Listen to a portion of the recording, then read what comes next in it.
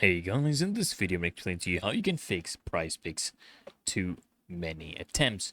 Now it's really easy and simple, guys. So usually this problem happens because it usually means you've tried to submit too many entries in a short period, or attempted to deposit funds too frequently, or you're having issues with your payment method. Now to fix this, you want to simply just wait a short period of time, usually, a few minutes to an hour. Sometimes you want to wait at least 24 hours before you attempt another deposit, okay?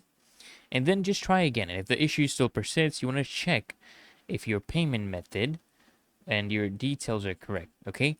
You want to contact PrizePicks customer support or review their deposit limits and restrictions on their website.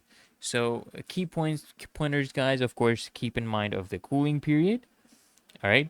Simply wait. Also, you can check your payment details and check if you having any deposit limits. And of course, at the end, you can always contact customer support. So hope this video helped you out, guys. And if it did, consider smashing that like button as well as subscribing to frequently asked questions. And I'll see you in the next one.